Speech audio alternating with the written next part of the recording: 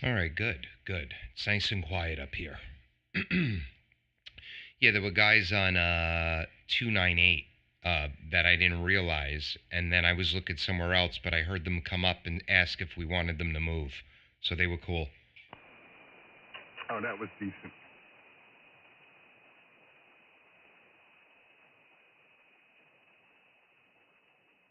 Yeah, that's kind of rare nowadays, though. You usually get, you know what I'm saying, you get a little bit of rebuttal off of that sometimes. Oh, yeah. And all I did was ask if the frequency was in use. They heard me and came up.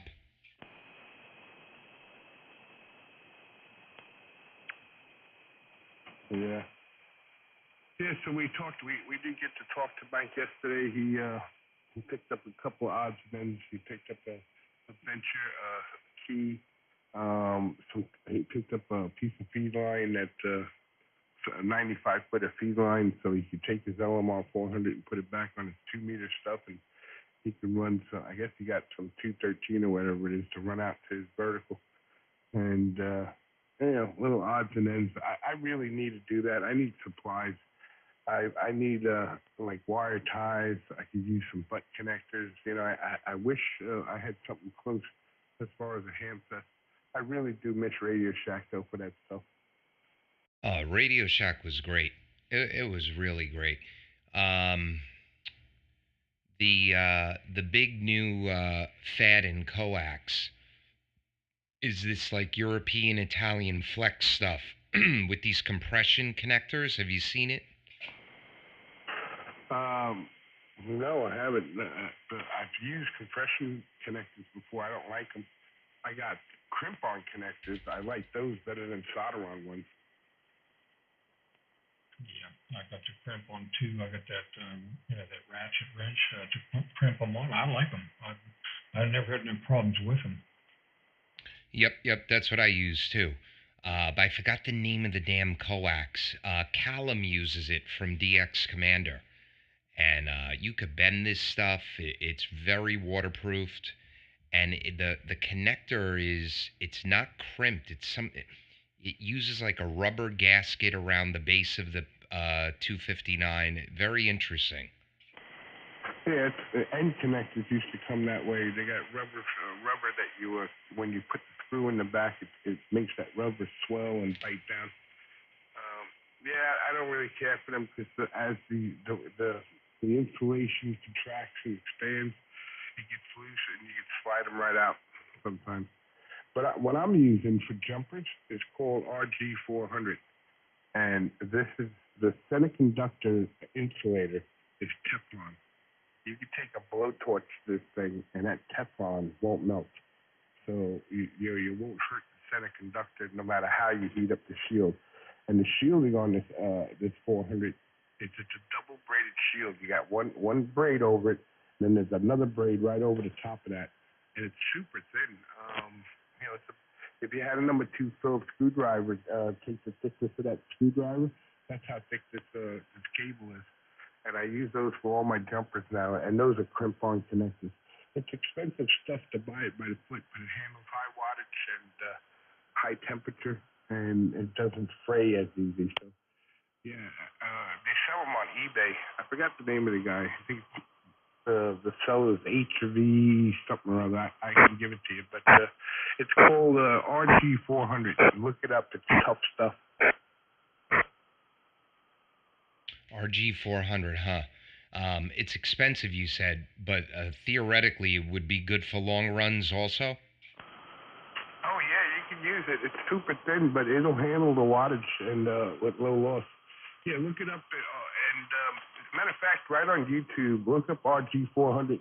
You'll see a guy where he solders the connectors on, and he shows you with a blowtorch how he hits that semiconductor with the blowtorch. The white insulator for the semiconductor, you can see it turn clear, but it never melts. And when he pulls the torch away, it turns right back to white again. Very interesting. That'll be good for my 10,000 watts. Oh, yeah. Well, it makes it good for the jumpers because it's thin and flexible. I was using a 213, and the 213 was rubbing up against the wall, and it was messing up the sheetrock. which, I plan on covering this wall anyway, but I don't like the idea of it ruining the sheetrock. So I went and I looked for some thin coax, some alternative, and then I found that stuff. And then I put it on there, and it was like, this is great stuff. I was really skeptical about it handling high wattage, but after looking at how it was made and the double shield on it and the Teflon, I was like, oh, this is it right here. If you could afford it, it's like $3 and something a foot, I think. That's crazy. Well, you know what? It's not that bad. After all the work you do, if you need 100 feet, you got to spend 300 for something like that. If it's more convenient, you guys carry on for a sec. I'll be right back. I got the live stream on, by the way. KB2UKA.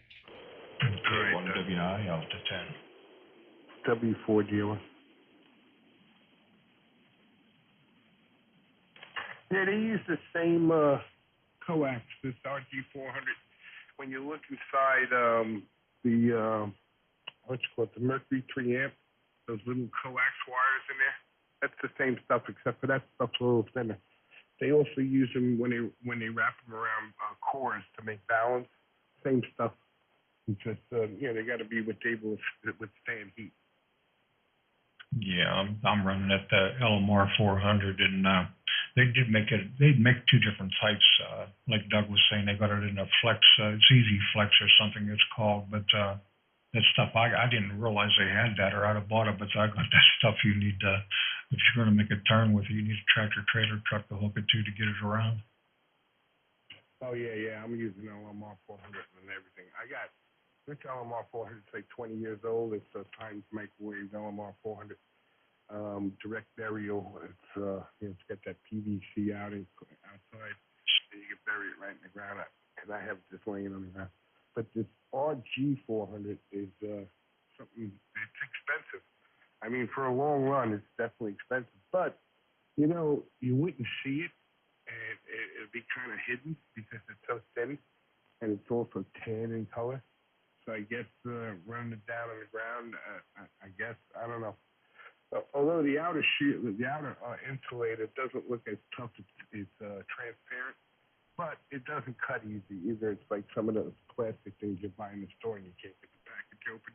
That's what the outer shielding is like. Yeah, I got mine. I think I got a 100-foot piece, and probably half of that's buried underneath the ground before it comes up out. So, yeah, that's why I bought it, because I know you can direct burial, that stuff. So I've had it it's been under the ground probably 4 years now. So knock on wood, I'll probably jinx myself, but it's still working good. K1WI. Right, W4 dealer. Yeah, when I get the tower base in, I'll bury my coax from here to the tower. And it's not a very far run. It's probably maybe 20 feet tops to where the tower's going to go, maybe 25 feet. And it's going to come out of I got a crawl space under the house, and I got a hole through the side. It'll come out of there, go into a piece of 2-inch PVC conduit and gray conduit, and then run it up to the tower and come up out of the ground, and that'll come into like a horseshoe type of, or a U type of tubing at the other end. And I'll probably run a VHF feed line, an HF feed line, and then I'll have one more feed line just in case. And that'll be all LMR 400. And whatever goes up the tower will be LMR 400 anyway. You really don't need to run LMR 400 on HF, but it does last longer, and it's not as flimsy, I guess, as 213. 213, that center insulator likes to slide up and down the shield, and so when you're messing with it, you can pull, stretch it, and then it'll shrink and whatnot like that. Well, LMR 400 won't do that. It's tougher. Is this the party to whom I'm speaking?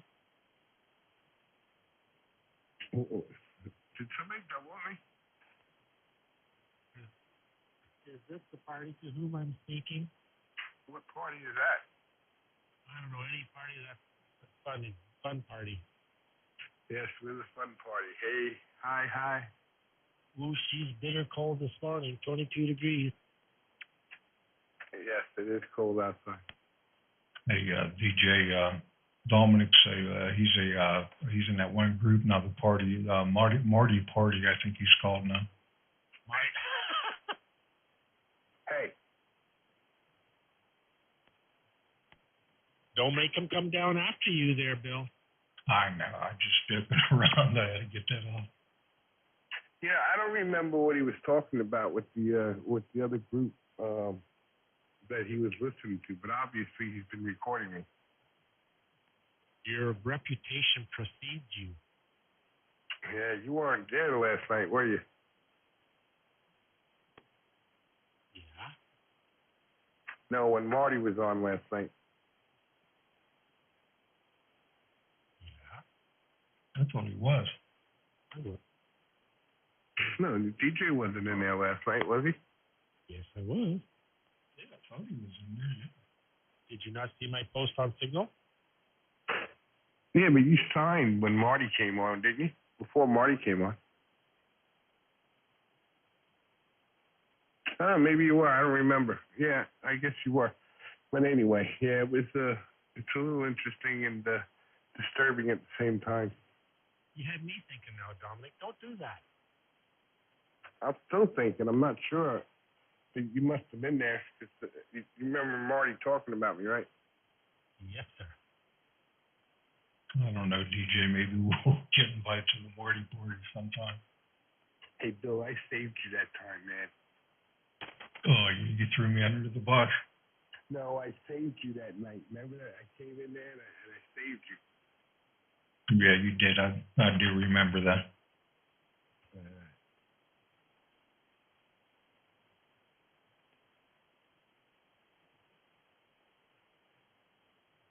Oh, you seems okay. I'm joking around. You know what I'm saying? I know it. That's Ed. I think him and Ed know each other. They're friends. Well, at least he's EESDRv3 guy, so that's a good thing. Yeah, you know what? You're right, DJ. You were on because I remember you saying he was out to about five wide or something. And I was recording at the time. I was streaming. Yeah, that's right. See, I'm not totally losing it. I got recordings all over the place. See, I'm not losing it. But I do like the fact that I was confused for running in a couple of times this week. Well, I'm easily confused at the best of times, guys. Oh, me too. I can't remember from day to day. Sometimes I eat something for yesterday for supper, and I can't remember what the heck it was. Yeah, that's CRS, you know. Yeah, basically. Can't remember spaghetti. I'm a little worried about Don. I didn't remember him signing last night, and he went off.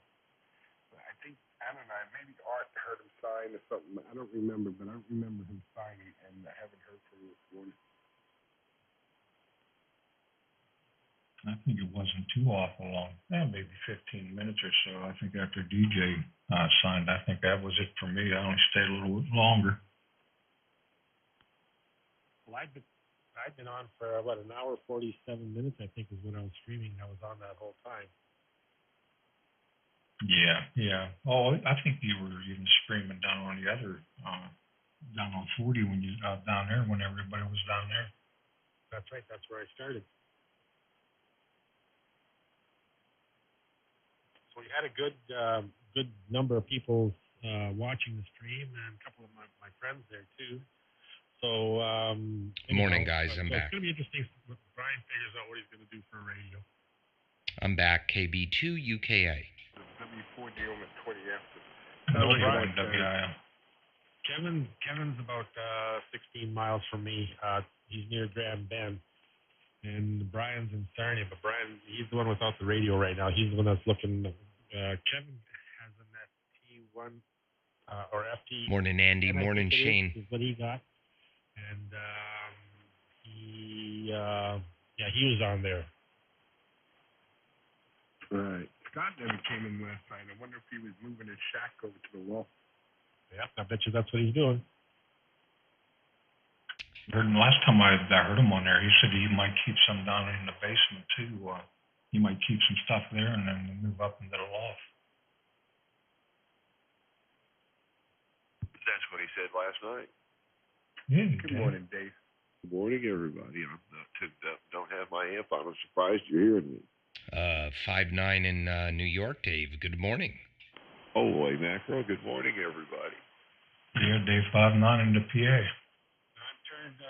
I'm turned to the southwest because the wind's so heavy. I want the beam to the side of the wind so it doesn't bounce around so much. So I'm off to the side to all you guys, and then Doug, I'm off to pretty well the back end for you, Doug. Yeah, well, you're 5'7" to 5'8", DJ. Q5 copy. All right, thank you. Yeah, it's 9 here, Dave. All right. Has Tony been in here this morning? No. We just started about 20 minutes ago, maybe that, not even.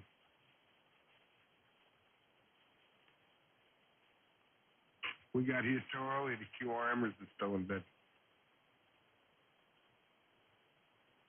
Yeah, nice and quiet up here. Cherish the next 10 seconds. Yeah, them farmers didn't go to bed on 20 meters. Noisy? Oh, man. I dialed across 10, nothing. I thought maybe I'd, hear something early, starting to come in. There wasn't nothing on 10. Wasn't nothing on 12. And I went to 17, and I didn't hear nothing. And when I hit the 20 button, it was like, oh, my God. Yeah. Think you got this? Think you got this? I guess it was somewhere around 11 o'clock. I left Art and Frank on 75 meters. Well, yeah, I checked in when you were checking out. Don't you remember me saying goodnight to you? What's up, Matt? Oh, yeah.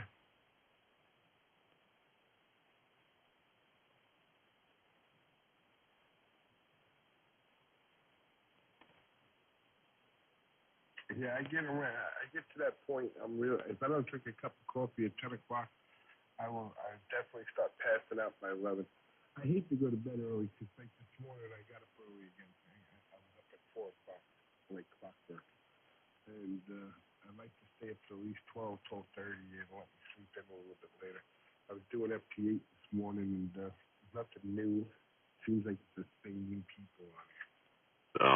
Well, when I wake up at 4 o'clock, I usually roll over and go back to sleep. I usually go to the bathroom and pee.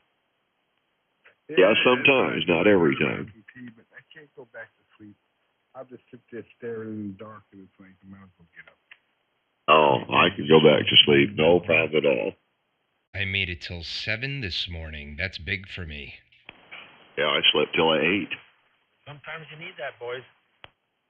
Of course, I stayed up, after you guys checked out, Frank checked out, and Art. I dialed around, and nobody was jawing around that I wanted to talk to. Went down to the DX window, and there wasn't no regular DXers, of course. It was all contesters, and I'm like, man. It's still snowing out hard, Dave. What's his name? Dave? G0EVY. He'll go. If he's not there, he's usually off by 12 o'clock every night. So, our time. He's over there. He has to go out and feed the horses. But if it's like 11:30, you don't hear him down there. He's on 40 meters, anywhere above 28, usually around 30, 38 or 40, 71, 38, 71, 40, 150. He'll be up in there somewhere. And he's a funny guy, but he's either on 40 over there or he's on 75. Yeah. I've talked to him before. I've checked in with him when me and Wally's old pal Sean was in there, and he really bragged on the audio on my 3000. I told him it was your Art's fault.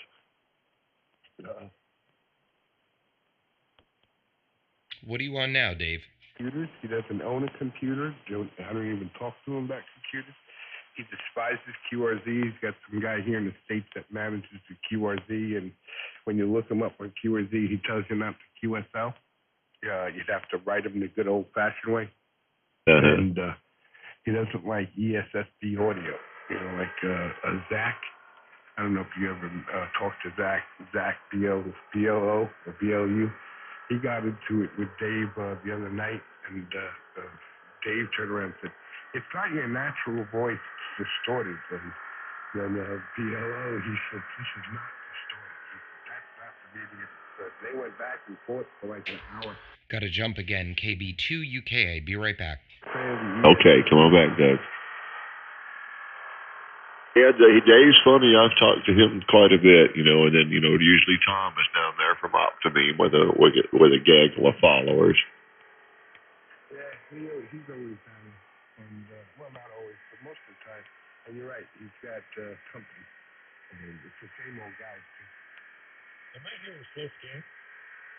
I don't know if that's slow scan or if that's slow chainsaw.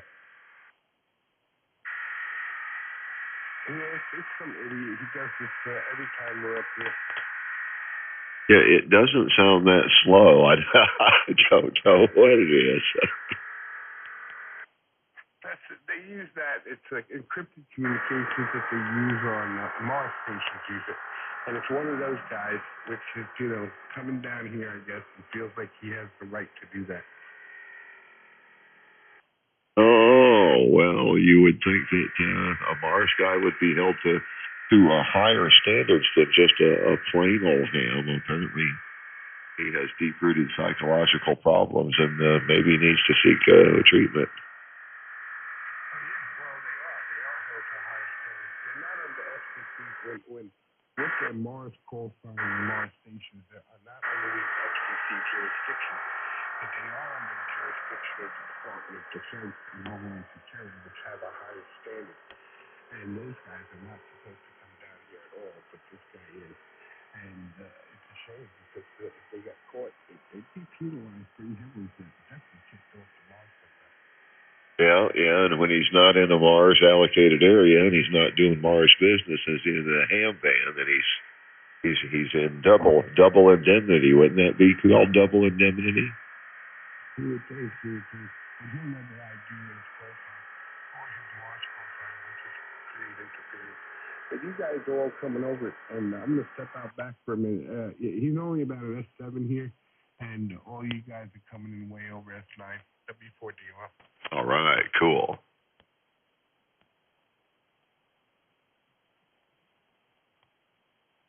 Okay, 4GZN.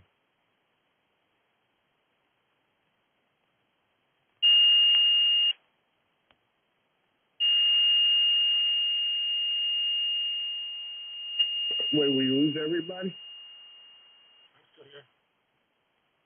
I'm going to tune up. Okay.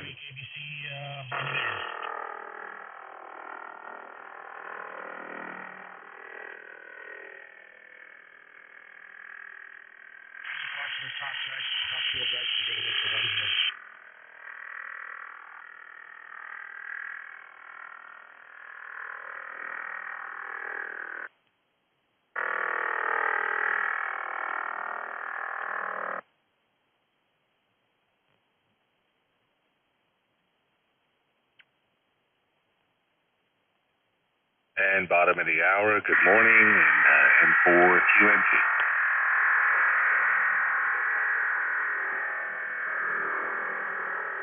And no problem going over that little jammer.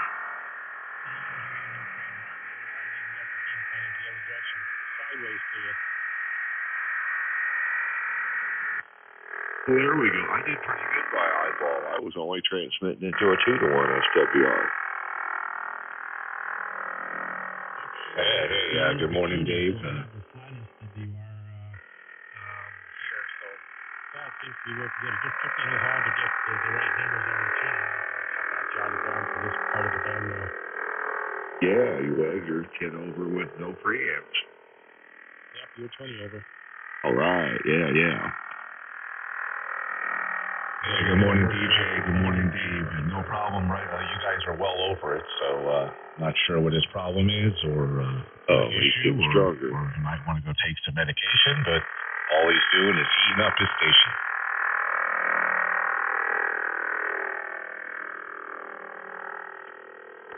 We had a pretty good time last night, Art. I was streaming on 40, then went to 75 on streaming, so I had quite a few guys come in that friends of mine that watching the stream and had some questions answered, so yeah, it was good. Yeah, that was pretty cool, Doug. I enjoyed that. DJ, where did you go? How long did you leave it on 40 after you checked out, or did you go did you dial it down there too? I was on for about an hour, 48 minutes or something like that. Went to 32.99. Yeah.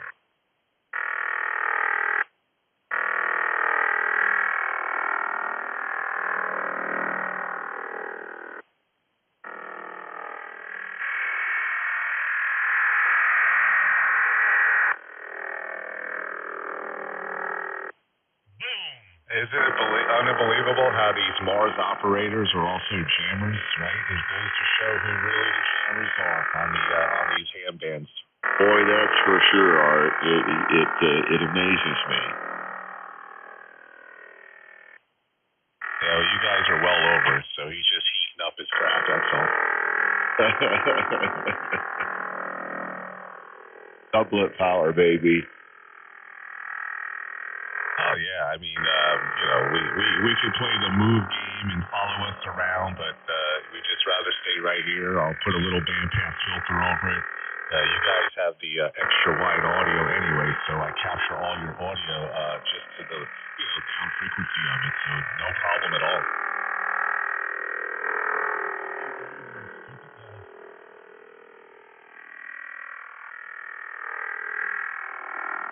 I heard Dominic in here. I guess he took a break, and maybe Bill. Was Bill out here as well, or Doug?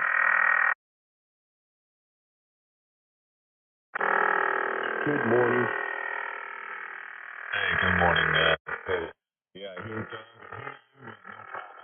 You're in there with, but I still hear your audio. No problem.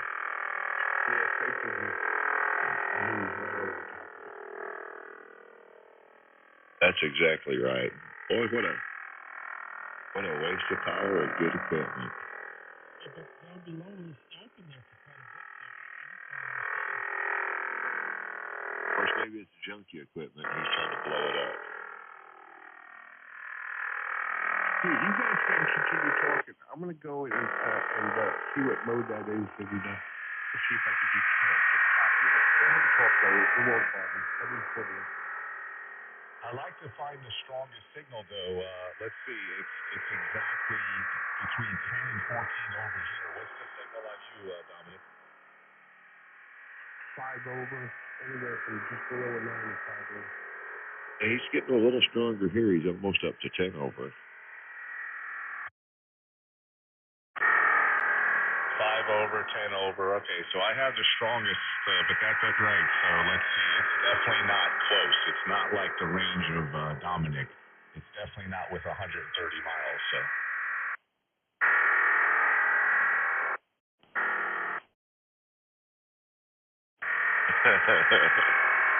Yeah, he's just seeing if we're, he's probably just checking if we're still talking, and we are. So he can keep it up all day long, no problem. He must not be running a Big Johnson if he has to let off the key.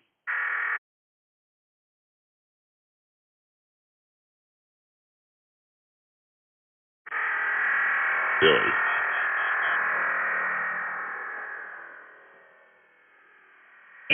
In the last whorehouse I went in, I walked out with more money than I walked in with.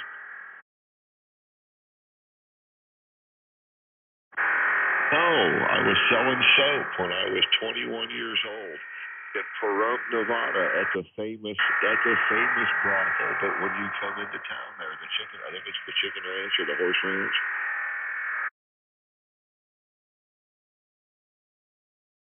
Yeah. I was a traveling salesman when I was 20 and 21. The recession sucked, and I couldn't get a job. Good paying jobs were hard to find. I couldn't get on when I did work at GM because people were laid off back to 1964. And I seen this ad in the paper for this job. Like to travel, meet people. I'm like, well, I got to go check this out. And I worked for Sun Gold and Sun Bright out of Boise, Idaho for about a year and a half, traveling all over the country. I had a blast.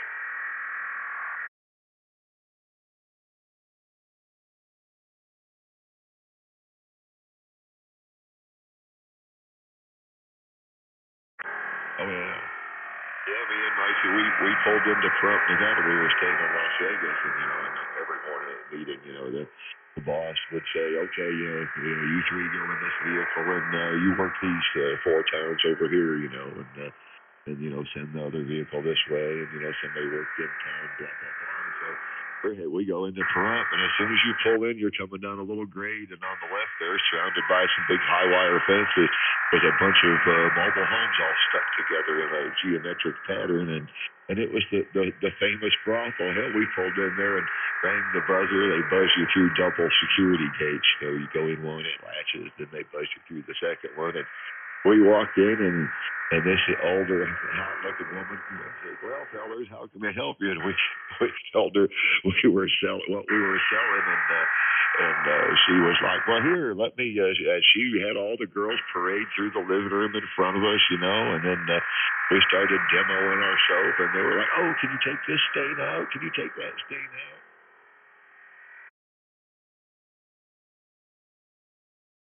Oh yeah. We walked out with cash in pocket. We were to the good when we left there. It was really cool.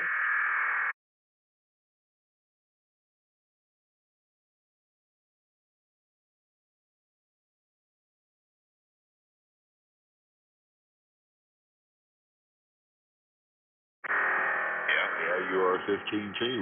He's come up to about 10 on me, pretty solid. You're still 5 dB stronger than him, and I look on the map every once in a while, and that place is still in business in Pahrump.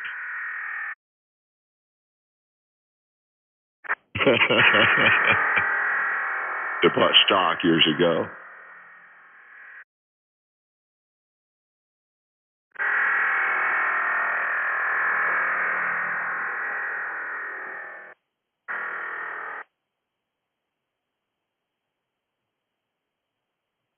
Yeah, them girls were nice as pie to us, Come on, put the key down. Yeah. I had just turned 21 like 2 weeks before, I went to Las Vegas. I mean, get to be a quorumer, get a duty cycle, put the brick on the key kind of thing for days. You just can't do the right thing with that 811H. No, you need to step up to a Big Johnson or a Drake or an Alpha. Well, sometimes Alphas ain't all that hot. It depends on what you're doing, but you might consider putting your antenna up higher in the air, old man.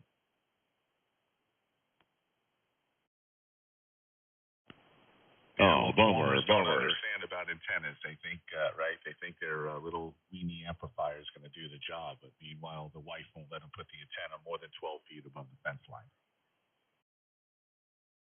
Some funny stuff too. I run into that all the time. These guys put these antennas down low that are hobnobbed together, and I'm gonna get an amp. I'm like, man, an amp's only gonna give you 10 more dB on transmit. You're needing like 20. I said it's a whole lot cheaper to get 10 dB out of an antenna than it is to buy another 10 dB if you already got an amp, buddy.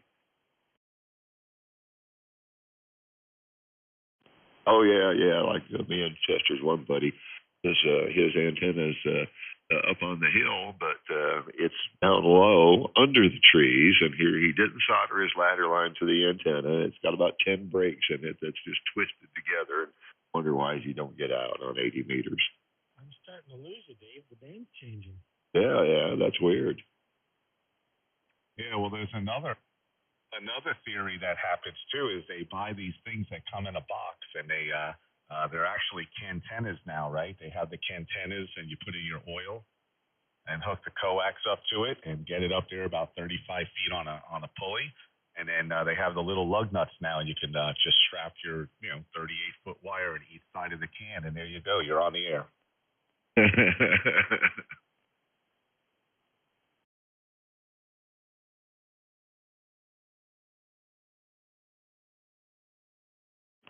Yeah. Well, the new latest greatest craze, the terminated end-fed half-wave, 10 foot off the ground. It's supposed to be the antenna to kill all antennas according to the appliance operators. Yeah, an elevated counterpoise a couple of foot off the ground, connected at the far end with the big resistor to the free end of the half wave end fed. And all these internet geeks on some of them ham radio antenna websites keep telling me I should take my doublet down and put up one of them.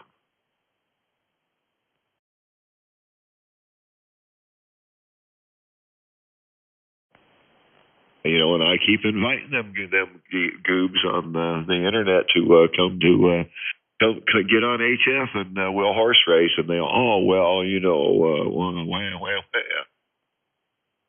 I love my doublet, Doug. That's right.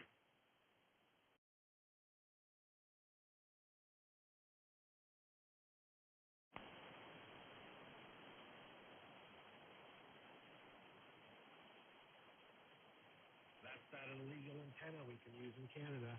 That's right. I'm back, W4 dealer. All right, take my spot. I'm going to get some coffee. I'll be back. Right.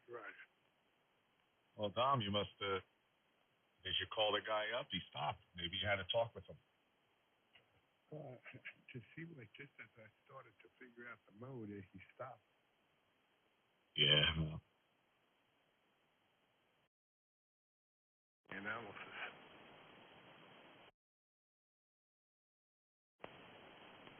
Yeah, I was running the analysis. He's got to do it a little while for me to decode it.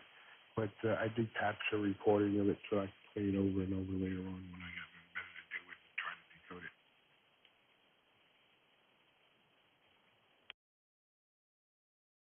if it's something, you know, like typing it in and then it sends out the message, or decoding. Of course, if it's Mars stuff, that's most likely it's a Mars guy. They don't have nothing else better to do. Did anybody have anything on that could decode that? Let's see who's doing.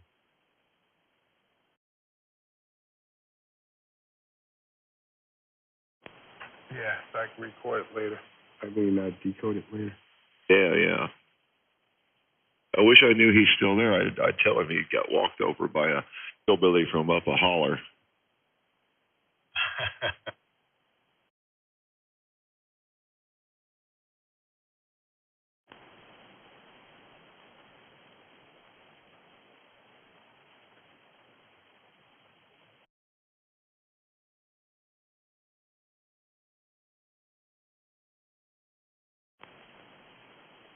Right.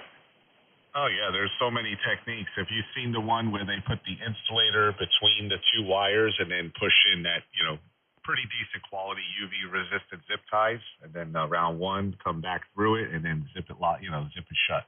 Yeah, I used that little colored little quarter-inch plastic tubing they sell for little short water lines at the hardware store.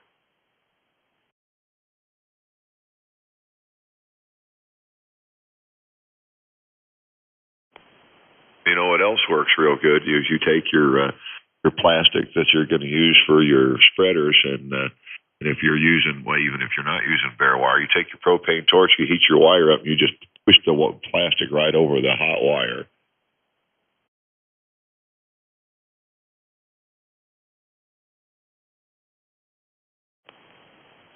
I'm using some 14 gauge 450, the copper coated steel ladder line from JSC or the Wireman. Oh no, my legs are made out of horse rope or horse fence on this. I changed it out. I was running horse rope. Now I'm running 1 inch wide horse fence with 8 aluminum strands on each side. 123 foot on each side, but electrically it's like 128.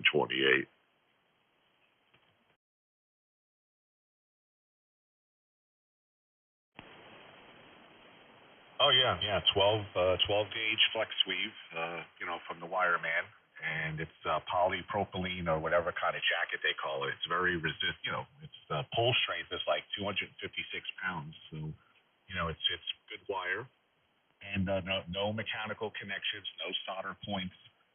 One leg of the antenna, one side of it is the ladder line and the leg, all with a continuous run. So the center insulator at the apex is pretty much the insulated tube, and you put 3 little holes on each end of it, and you sew them through. You go up through one hole, you loop it all back, go down, and then loop it through at the other hole. hole, and then the leg goes out from there. And that's the way it's light. You can stretch it flat top. You don't need a center support. And that's continuous legs and balance line on each side of the antenna. Yeah, yeah.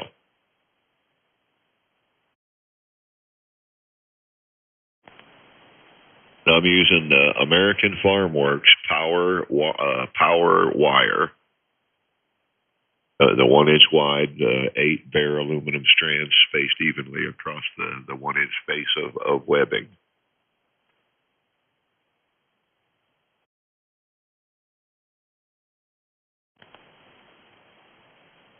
Well, I guess a form of it. I'm not sure if you've been on my page lately, Doug. There's a nice schematic or block diagram of the whole antenna system, and it explains everything. And I'm using 2 pieces of coax side by side for my house run from the shack, 3 bedrooms deep into the center of the house, no window access, so I had to go through 3 walls to get the balance line outside. So I chose to use a pair of coaxes, only utilizing the center conductors. So that way, the shield acts as an insulator if I'm near conduit or anything through the walls. And then finally get down to the yard and lay it on the ground almost, right, against the house behind the bushes. And then it comes out, makes a turn to a fence post, and that's where I terminate the regular balance line wire in a weatherized box. And that's at ground level, and then from that point it goes all the way up to the apex with the regular wire. So it's half dual coax and half balance line.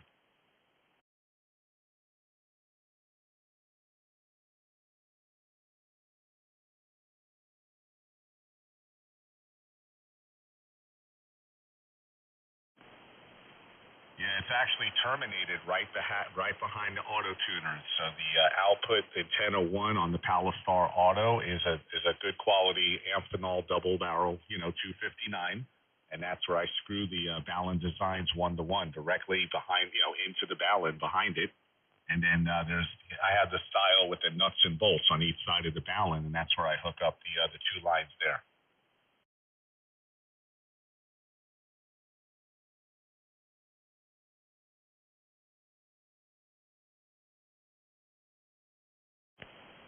No, a Palstar Auto is your, more modern. They don't have any built-in balance, no 4-to-1s, no 1-to-1s, no wing nuts. It's just SO239s. So it's a T, I believe it's a T network. Let me just verify that. I should know that. Yeah, it's a T network auto tuner. So it has a big open variable and then a big long inductor. And that 1-to-1 and whatever length of ladder line, it tunes perfectly from 75 to 6 meter, only because my antenna is cut for 75. If it was cut for 160, it probably work just fine.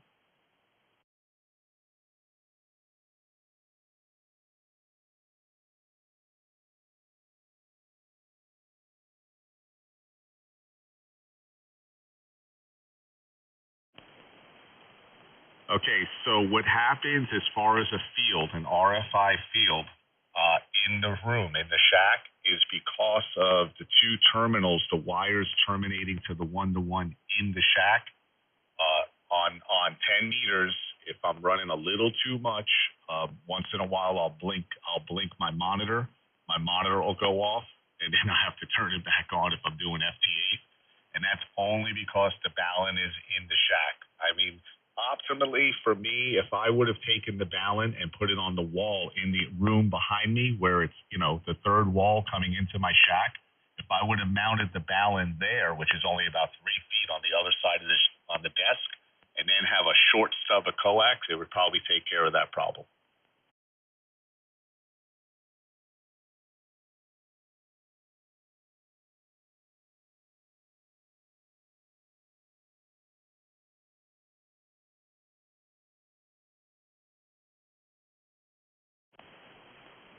I don't believe it's 20 feet. It might be borderline. I mean, they generally say try to keep the jumper from the back of the tuner that can only accept an SO2, a 239 hookup.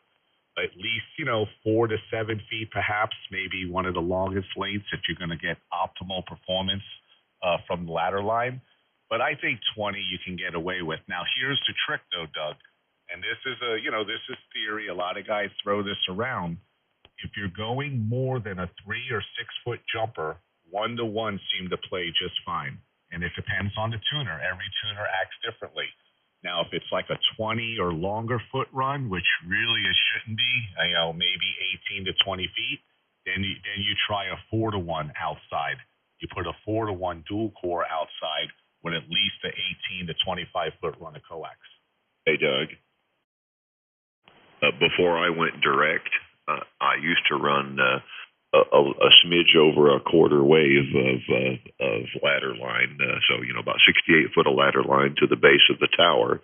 I didn't have no good way to come in yet. I hadn't taken a window out, and I ran my DX Engineering 10 kW 1-to-1 current balun sitting on a milk crate out there by the tower, and I came in with 35 foot of Mini 8, and my performance on 80 was no different, it seems like, than it is now with direct. But my tuning and performance on this band and some of the higher bands increased.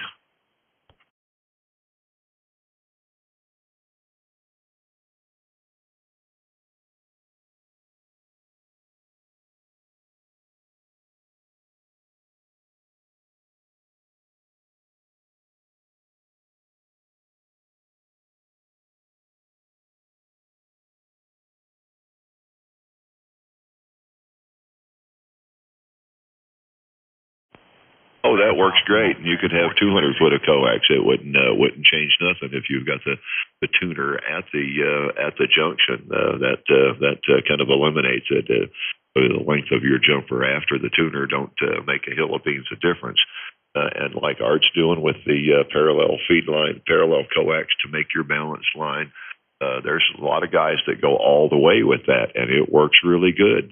George DDI runs that way. My buddy Lloyd down in Lawrenceburg, Kentucky, runs his loop with parallel feed line all the way to the loop with Mini 8 coax. And 4QN2. Okay, 4GZN. Yeah, that's the best scenario. You can't run right into the shack. What you just described there, Doug, that's the best scenario. Oh, look, the little feller's back. I wonder if he had a spare set of tubes laying around. What the heck do I have? 57 feet. If I can get him to melt these. 4-to-1. Feet of LMR 400 Sorry. coming into the shack. I have very low loss and it works well, but that's my setup. Everybody's got a different setup for their location.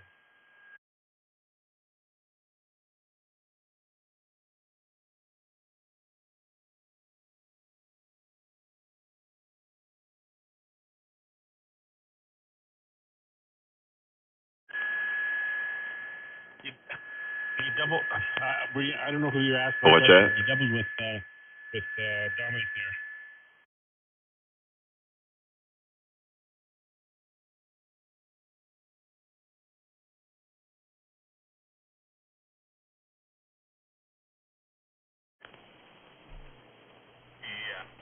Yeah, exactly, Doug. That's the only reason. If I had a normal situation where my shack is on the side of the house to a one wall, I would be doing the balun outside the wall with a 3-foot jumper.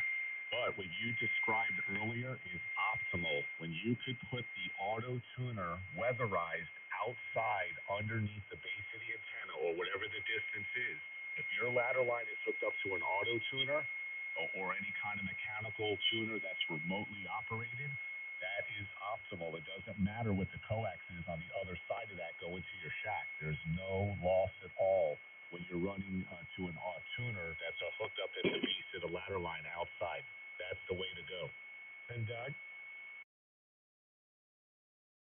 Yeah, and the length of the ladder line is critical depending on what band you're running.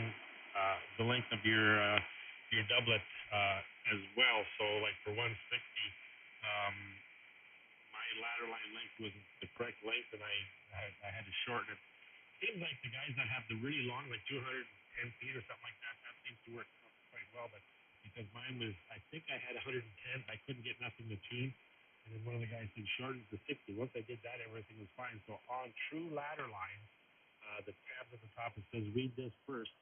You go there, and then it gives you the length, the correct length and the length to avoid for whether you're making a 160 or an 80 or a 40 a doublet. So it gives you an indication what length you need for the ladder line.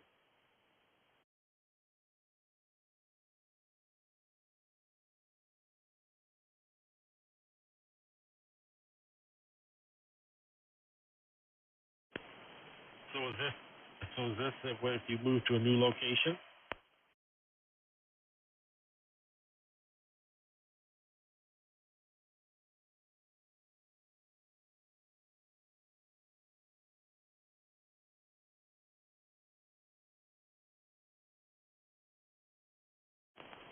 It's not. The only difference, I think, and I know opinions vary, but the 600 ohm is preferable to 450 only because you get a wider range of matching with your tuner because of the little bit higher impedance of the ladder line. And the rain and snow doesn't affect the 600 as much as it does the 300 or the 450.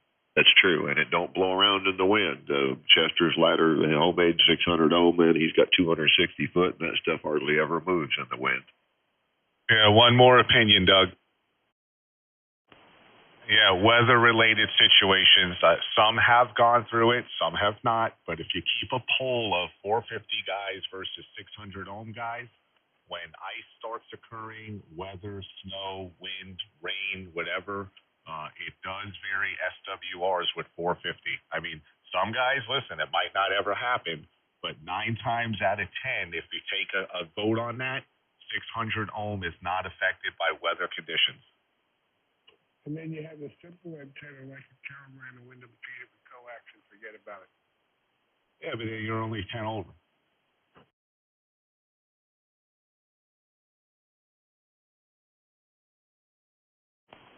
Right. I'm only joking, Dom. Yeah, right, exactly. Hey, here's another one. If you don't want to build the stuff, there's a great company called True Ladderline, TrueLadderline.com. And he sells the whole thing ready to go. Don't, just fill the cart and he'll ship it right to your doorstep. 160 doublets, 75 meter doublets, the whole 9 yards. All ready to go. Beautiful construction. Yep. TrueLadderline.com. That's the go-to guy. Yeah, Brian sold it. The new guy has got a lot more information now, and but you can tell him what length you want as well. So that's what Brian did with me. He actually sent me the wire for my second one when my first one broke. So he sent me 14 gauge. They're originally 16, but he had some 14 gauge, and he sent me all the separators and that. He sent me a whole bunch. So what I had left over, I gave to Scott, and that's what Scott made his quad there. 40 meter quad with the ladder line, 25 feet of ladder line. So yeah, it is. They do a really good job, but you got to make sure the length and everything are correct because he has. I think Brian. I think the new guy, he's still using the guys that Brian used. They're handicapped people that were building it for him. So he was having some issues with length and that. So it's just something that you have to keep in mind. Did you get the link art? I did. Let me know what you find on Facebook. W4D Orbit 9. Okay, 4GZN. And 4QNT. And I'm going to go for breakfast. I didn't realize the time is BA3 KBC. I'll catch you guys later. Yeah, enjoy your breakfast, DJ. Come on back. Later, DJ. 7-3, DJ.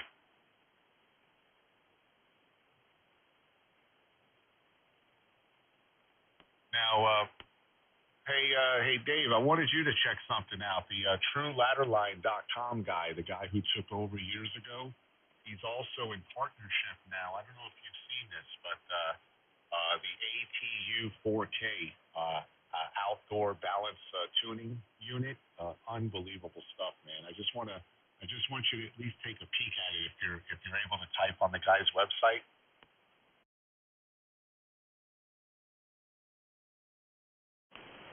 Yeah, I'll look him up, Art. I've been on his website, but it's been a while. Oh, okay. All right. Yeah, I was talking about the Blue Ridge Amateur Radio. Yeah, that's the guy. Blue Ridge, 2 words, Amateur Radio. Look at what the kind of tuners this gentleman is building. It's unbelievable.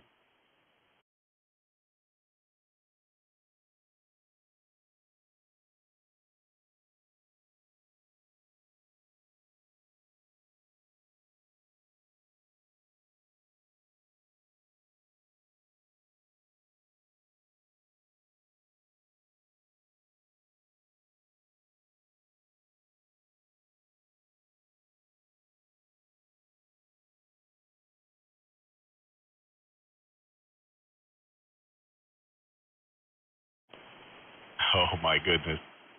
Yeah, Doug. If you go to TrueLadderline.com and click on the shortcut, it's the first thing that comes up on the gentleman's website, ATU4K, the Outdoor Balance Antenna Tuning Unit, and it has a stepper controlled system, and there's a little remote head that sits on your desk, and that's optimal. When you put this thing outside, hooked up to the ladder line, this is this is as good as it gets right here.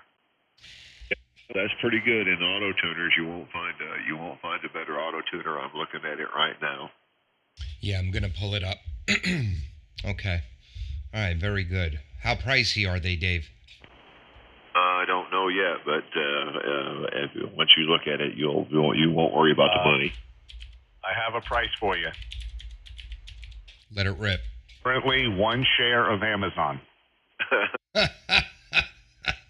All right. I'll sell 1.5. So buy your 1 now, get your 20 for 1 in June, and everything will be paid in full in about 2.5 years. All right, I'll be right back. KF4GZM.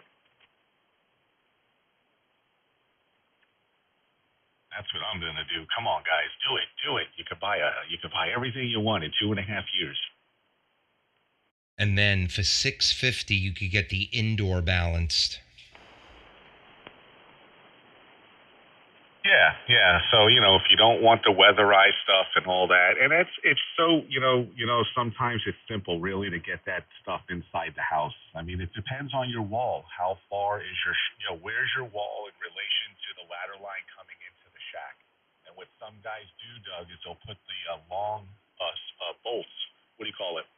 Yeah, the long threaded bolts through the wall, 4 inches apart. They're, 1/4 inch, maybe 3/8 inch long shaft bolts. You drill the holes, and then you put the washers and nuts to lock them down on each side so it makes like a sandwich. And then you only have about 2.5 on sticking out on each side, the inside wall and the outside wall. Then you terminate your outside balance line to those two, and then you terminate your inside to the tuner. So just a good way to get the wire through the wall.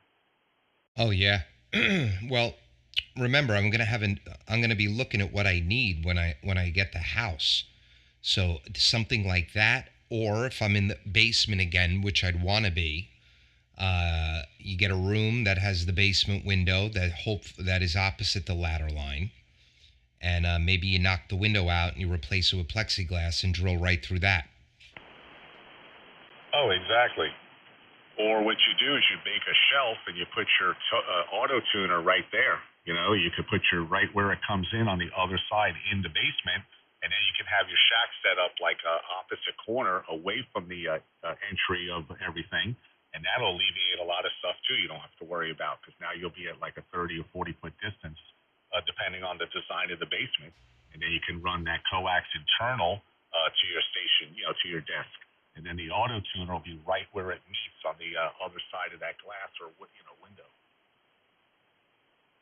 Yep, that's $2,500 for an auto tuner. I don't know, like if you could do it for $650 and just run a little bit more coax, it seems a no-brainer to not spend that money.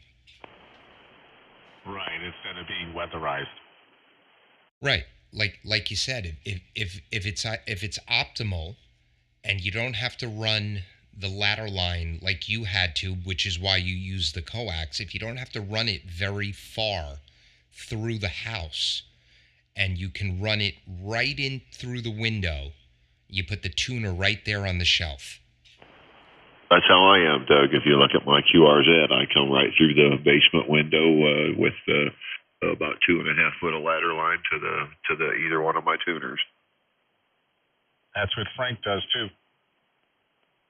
Frank has a little doghouse outside where he put his auto tuner inside the shed. Oh, cool. Oh, so he's got the auto tuner outside, but it's protected, and then he runs coax in. Yeah, it's like a weatherized shed, a big walk-in style shed, well built. I guess he described it as like a small little mini, like a little house, like a she shed, that famous commercial, she shed was burning down, that kind of deal, Yeah. And that Palstar auto tuners comfortably sitting on a table in there, and all hidden from the elements. And then his 20-something, 30-something foot run to the house of LMR 400. Yep, that's a good idea. You could also put them in Rubbermaids. You could figure it out, even if you don't have a shed. If you want to put it outside, you could put it outside and protect it. That's right. Hey, Doug. Yeah, Dave. Have you seen pictures of my homebrewed link coupled tuner? I'm gonna go look now. Yeah, station coming in. Dominic, pick him up. It's got plug-in coils from a BC610 transmitter. Yeah, there's a station coming in, and also just want to, hey, Dom, you still in there? Dominic. All right, yeah, the station WD4, there was a little cutout. It seems like you transmit, then it hesitates, cuts out, and then I hear the end of your audio. So it's like kind of like a timing thing. But try again, the Whiskey Delta 4. Whiskey Delta 4, Alpha Romeo Tango. How's that? Oh, there you go. Well, there's my name. Yeah, so WD4ART. This is N4QNT, Quebec, November Tango. I'm Art in North Carolina. Go ahead. North Carolina, I'm part of the Georgia. We took the measure over my 2300 filter. I got it back on filter. I want to talk about today over. Oh yeah. Sounds good. Nothing sticking out as far as massive RFI issues or anything like that. Sounds clean and clear. But wondering if you're doing like some kind of a remote setup, or I'm kind of hearing like a clicking, and then your audio sputters just for a split second, then it comes back. So any kind of a remote operation with it? So one of the newer things that I asked last week was this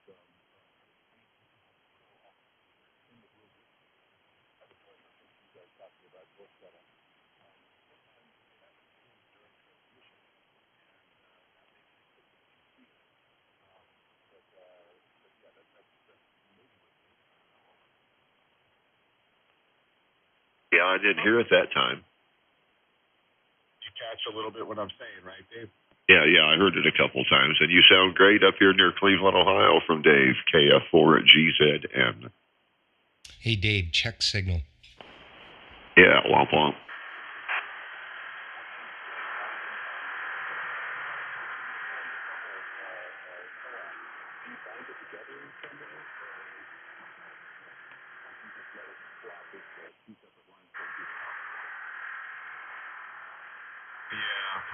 Art, I really should have not. I probably shouldn't have maintained the 600 ohm spacing the whole way. Not only between, of course, you want to with the regular balance line, the wire, the flex weave, but with the two LMR 400s, I could have got away with zip tying them together side by side and just separate the leads and the shields at each end. That's how usually most guys do it. It would have been fine. There would have been no variance. It would have probably tuned identical. Maybe a little different tuning to, it wouldn't have really mattered. It still would have tuned. But I don't know. Just my little, in my head, I don't know why. I just kept the same spacing all the way to the shot with the pair of coaxes.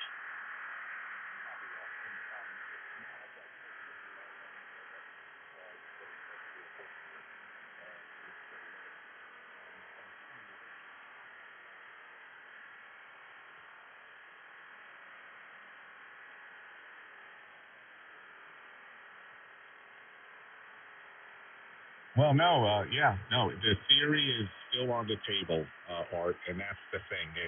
Some guys are die hard. No, you have to have a 4-to-1. It only works with a 4-to-1. And then the argument came in recently, about 3 years ago. No, now we've seen that a 1-to-1 current is the correct balance for ladder lines.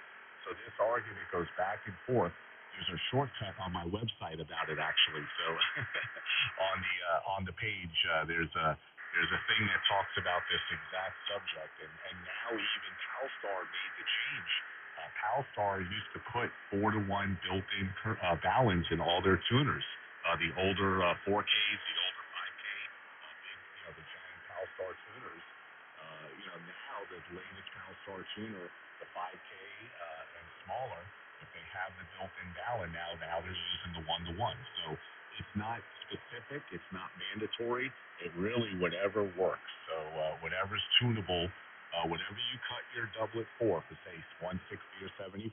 If you choose to use 450, if you choose to use 600 ohm, ladder balance line, the test is still open. Some guys do it with 4-to-1, some guys do it with 1-to-1s. But here's the thing: the 1-to-1s seem to play better with a direct hookup to the tuner that has the 1-to-1 built in, or outside mounted directly behind the tuner.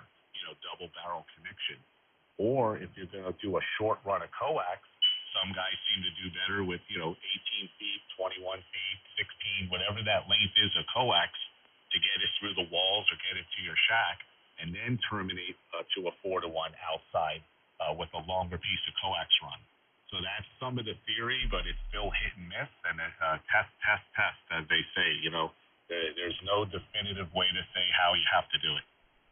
But there is a good way to determine which would work better for your situation if you use an antenna modeling program and draw your ladder line in and model the whole system. Then you can see the resistance and the reactance at the feed end of the ladder line, and that'll help you determine which way to go. But I was using the 1-to-1 over 10 years ago, and it worked great.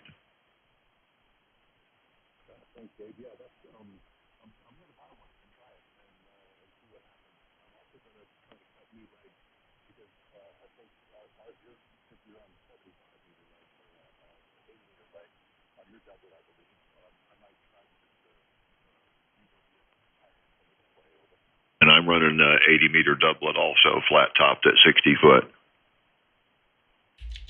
Oh, yeah. Yeah, there you go. For my situation in my yard, the way it's set up, luckily I have a tree line, hey, I'm grateful for that. But it's only set up where I can flat top it, 67 feet on each leg. So with insulators and no branches touching and all that. So I could probably do a curtain or fold it in if I wanted to experiment, do a 160, and it'll look like a shoebox out there, with the wire. There's a lot of guys that do that folded trick to make 160 work in a smaller lot. But right, experiment, and that's part of it.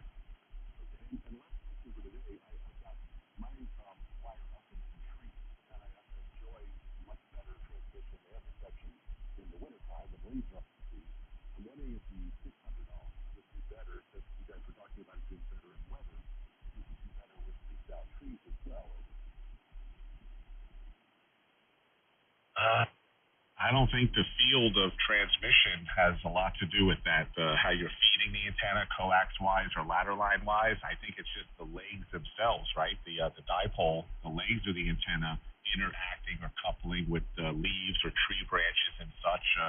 Hey, what's your feelings on that, right? I mean, as far as I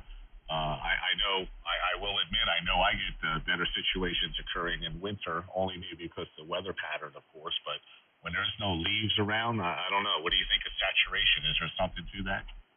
Well, there might be. I don't know at HF if there's a whole lot. I've never had to deal with it too much at either of my locations. I got spruce. Well, I do got a birch tree, right behind the house, and a shorter maple tree, and they get up close to the antenna at the tops, but I don't notice no difference from winter to summer.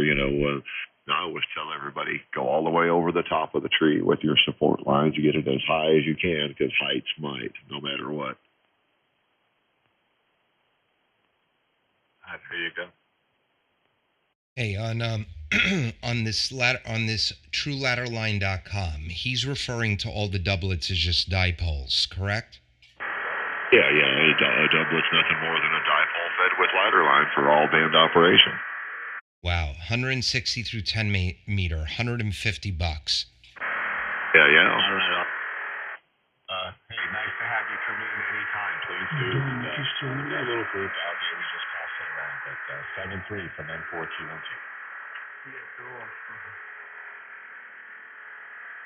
All right, gentlemen. Hope you guys have a great day. Thank you for all the info. I'll talk to you later. KB2UKA, I'm out. All All right, Doug, you have a good day. I'll talk to you later. KF4GZM. Hey, Dominic, you still in there? Yeah, bro, I'm still here. All right.